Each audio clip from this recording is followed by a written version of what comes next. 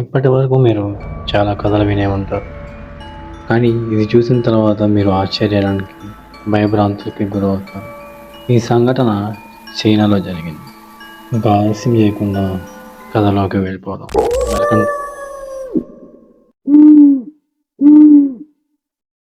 అది చైనా రాజధాని బీజింగ్ నుంచి కొన్ని కిలోమీటర్ల దూరంలో ఉన్న యువాంగ్ బస్ టెర్మినల్స్. అది నవంబర్ 14, 1995 రాత్రి. చాలా పొద్దుపోయింది. ఒక బస్సు అప్పుడే అక్కడి నుండి బయలుదేరింది. బస్ నెంబర్ వచ్చేసి 375. యువాంగ్ బస్ టెర్మినల్స్ నుండి ఫ్రాగ్రెంట్ హిల్స్కి ఉన్న దూరం దాదాపు 16 కిలోమీటర్లు. ఆ బస్ బయలుదేరే సమయానికి ఆ బస్సులో బస్ డ్రైవర్ అండ్ ఒక లేడీ కండక్టర్ మాత్రమే ఉన్నారు. ఆ టెర్మినల్స్ నుంచి 2 స్టాప్స్ తర్వాత సమ్మర్ ప్యాలెస్లో ఉండే బస్ స్టాప్ దగ్గర ఆగుతుంది. ఆ బస్ స్టాప్లో ఒక వృద్ధురాలు మరియు 20 సంవత్సరాల కుర్రాడు, అలాగే ఒక యంగ్ కపుల్ కూడా బస్ ఎక్కుతున్నారు. ఆ యంగ్ కపుల్ డ్రైవర్ వెనకాల సీట్లో, ఆ 20 సంవత్సరాల కుర్రాడు డోర్కి బ్యాక్ సైడ్ ఉన్న సీట్లో, ఆ వృద్ధ మహిళ ఆ యువకుడి వెనక సీట్లో కూర్చున్నారు. బస్సు అక్కడి నుంచి బయలుదేరింది. ఆ బస్ ప్రయాణించే రూట్ వచ్చేసి సిటీ అవుట్స్కట్స్లో ఉంది. అర్ధరాత్రి కావడంతో ఆ దారంతా చాలా నిశ్శబ్దంగా ఉంది. నవంబర్ నెల కావడంతో చలి కూడా చాలా ఎక్కువగా ఉంది. ఆ దారంతా ఆ బస్సు హెడ్ లైట్ వెలుతురు, ఆ బస్సు యొక్క ఇంజిన్ శబ్దం తప్ప ఇంకేమీ వినిపించడం లేదు. ఒక 2-3 స్టాపుల తర్వాత 2 వ్యక్తులు బస్సు ఆపండి అన్నట్లుగా బస్సు వైపు చేయి చూపించారు. కానీ డ్రైవర్ ఆపాలనుకోలేదు. ఎందుకు అంటే అది స్టాప్ కాకపోవడం వల్ల. కానీ లేడీ కండక్టర్ డ్రైవర్తో ఈ రూట్లో ఇదే లాస్ట్ బస్ అని, ప్లీజ్ ఆపండి అని రిక్వెస్ట్ చేసింది. డ్రైవర్ కూడా అది కూడా నిజమే, ఇప్పుడు బస్సు ఆపకపోతే వాళ్ళు ఈ రాత్రి అంతా ఇబ్బంది పడాల్సిందే ఏమో అని జాలిపడి బస్సు ఆపారు. వాళ్ళు బస్సు ఎక్కారు. కానీ వాళ్ళు బస్సు ఆపినప్పుడు ఇద్దరుగా కనిపించారు. కానీ బస్సు ఎక్కిన తర్వాత 3 ఉన్నారు. వాళ్ళిద్దరి మధ్యలో ఒక వ్యక్తి ఆ ఇద్దరు భుజాల మీద చేతులు వేసి తలను ముందుకు వాల్చి ఉంది. అతని ముఖం కూడా కనిపించకుండా తన జుట్టంతా కవర్ చేస్తుంది. వాళ్ళు బస్సులోకి వచ్చాక వెళ్ళి చివరి వరుసలో కూర్చున్నారు. వాళ్ళ వస్త్రధారణ కూడా చూడడానికి ఏదో రాజ కుటుంబీకులకు సంబంధించినవిగా ఉన్నాయి. వాళ్ళ ముఖాలు కూడా చాలా తెల్లగా పాలిపోయినట్లుగా ఉంది. బస్సు ఆ చీకట్లో వెళ్తూ ఉంది.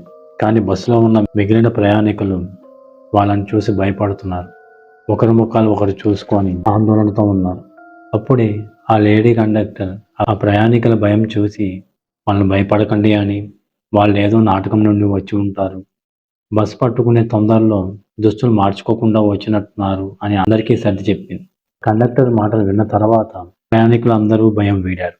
వృద్ధ మహిళ మాత్రం కంగారుగా మాటికి వెనక్కి తిరిగి చూస్తూ ఉంది. ఒక 2-3 స్టాపుల తర్వాత ఆ కపుల్ దిగవలసిన స్టాప్ వచ్చేస్తుంది. ఇప్పుడు ఆ బస్సులో ఆ యువకుడు, వృద్ధ మహిళ, బస్ డ్రైవర్, కండక్టర్ మరియు ఆ 3 మాత్రమే ఉన్నారు. ఆ వృద్ధ మహిళ ఇంకా కంగారుగానే ఉంది. బస్సు ఇంకొంచెం ముందుకు వెళ్ళాక ఆ వృద్ధ మహిళ ఆ 20 ఏళ్ల యువకుడి మీదకి గొడవకి దిగారు. కండక్టర్ వచ్చి ఏమైందని అడగ్గా ఆ వృద్ధ మహిళ నా పర్స్ దొంగిలించాడు అని చెప్పింది. వెంటనే ఆ యువకుడు నేను తీసుకోలేదు, నాకేం తెలియదు అన్నాడు. కానీ ఆ వృద్ధ మహిళ పెద్దగా అరుస్తూ నెక్స్ట్ స్టాప్లో బస్సు ఆపండి అని, అతన్ని పోలీస్ స్టేషన్లో అప్పగిస్తాను అని చెప్పింది. కండక్టర్ ఎంత చెప్పినా వినుకోలేదు. బస్ డ్రైవర్ తప్పనిసరి పరిస్థితుల్లో బస్సును ఆపాడు. ఆ వృద్ధ మహిళ పెద్దగా అరుస్తూ అతని కాలర్ పట్టుకొని బస్సు నుండి కిందకి దిగింది. వాళ్ళు దిగాక ఆ బస్సు అక్కడి నుండి వెళ్ళిపోయింది. ఆ యువకుడు చుట్టూ చూశాడు, కానీ అక్కడ ఏ పోలీస్ స్టేషన్ కూడా లేదు. వెంటనే ఆ యువకుడు ఆ వృద్ధ మహిళ మీద కోపంతో మీరెందుకు ఇలా చేశారు, అనవసరంగా నా మీద నింద మోపారు, మీ వల్ల నా బస్ మిస్ అయ్యాను అని కోపంగా చూస్తాడు. నన్ను క్షమించు, నీ తప్పేమీ లేదు, నేను కావాలని ఎవరికి అనుమానం రాకుండా నేను బస్సులోంచి దించడానికి ఇంతకన్నా నాకు వేరే మార్గం కనిపించలేదు, మీరెందుకు ఇలా చేశారు అని ఆ యువకుడు అడిగాడు. అప్పుడు ఆ వృద్ధ మహిళ నీకు బస్సు ఎక్కిన ఆ 3 గుర్తున్నారు కదా, వాళ్ళు చాలా విచిత్రంగా ఉన్నారు, నాకు మొదటి నుండి అనుమానంగానే ఉంది, అందుకే మాటికి వాళ్ళని గమనించాను. ఒక సమయంలో కిటికీ నుండి వేగంగా వచ్చిన గాలి వల్ల వాళ్ళ దుస్తులు ఎగిరాయి. అప్పుడు చూశాను. వాళ్ళకసలు కాళ్ళే లేవు. అది విన్నాక ఆ యువకుడికి ఒక్కసారిగా చెమటలు పట్టాయి. ఇంక వాళ్ళిద్దరూ కలిసి దగ్గరలో ఉన్న పోలీస్ స్టేషన్‌కి వెళ్లి జరిగింది చెప్పారు. కానీ పోలీసులు వాళ్ళు చెప్పింది నమ్మలేకపోయారు. వాళ్ళిద్దరేదో ప్రాంక్ చేస్తున్నారని, లేక ఏదో భ్రమ పడ్డారు అని అనుకున్నారు. కానీ ఆ బస్ 14 నవంబర్ రాత్రి ఆ బస్ డిపోట్‌కి చేరుకోలేదు. ఆ తర్వాత రోజుకి కూడా ఆ బస్ ఆ డిపోకి చేరుకోలేదు. దానికి సంబంధించిన డిపో మేనేజ్మెంట్ వాళ్ళు దగ్గరలో పోలీస్ స్టేషన్‌లో కంప్లెయింట్ ఇచ్చారు. అప్పుడే పోలీసులకు ఆ యువకుడు మరియు వృద్ధ మహిళ గుర్తొచ్చారు. పోలీసులు వాళ్ళని పిలిచి విచారణ చేశారు. ఆ తర్వాత అన్ని న్యూస్ ఛానల్స్ అండ్ పత్రికల్లో ఈ వార్త వెలువడింది. జనాలు భయభ్రాంతులకు గురయ్యారు. ఆ వార్త ఒక సంచలనంగా మారింది. పోలీసులకు అది సవాలుగా మారింది. పోలీసులు ఎంక్వైరీ స్టార్ట్ చేశారు. ఆ బస్సు వెళ్ళే రూట్ అంతా చెక్ చేశారు. ఆ బస్సు గురించి కానీ, లేదా ఆ లేడీ కండక్టర్ మరియు ఆ బస్ డ్రైవర్ గురించి కానీ ఏం తెలియలేదు. ఇలా జరుగుతూ ఉండగా 17 నవంబర్ 1995 పోలీసులకు అక్కడికి దగ్గరలో ఉన్న సరస్సులో ఒక బస్సు మునిగిపోయింది అని సమాచారం వచ్చింది. పోలీసులు ఉన్నపళంగా అక్కడికి వెళ్లారు. క్రేన్ సాయంతో బస్సుని బయటకు తీశారు. ఆ బస్ ఏదో కాదు. 2 రోజుల క్రితం మిస్ అయిపోయిన బస్ 375. పోలీసులకి ఆ బస్సులో 3 శవాలు దొరికాయి. బస్ డ్రైవర్, లేడీ కండక్టర్, ఇంకా ఆ ముగ్గురిలో ఒకరు. ఆ బస్సులో ఉన్న శవాలు చాలా కుళ్ళిపోయాయి. కానీ ఇక్కడ పోలీసులకు అర్థం కాని విషయం ఏంటి అంటే, ఆ బస్సు మునిగిపోయి 2 రోజుల క్రితమే అవుతుంది. కానీ అందులో ఉన్న శవాలు కుళ్ళిపోయిన విధానం చూస్తే 2 రోజుల క్రితం చనిపోయిన శవాల్లా కనిపించట్లేదు. ఎప్పటినుంచో ఉన్న శవాల్లా అనిపించాయి.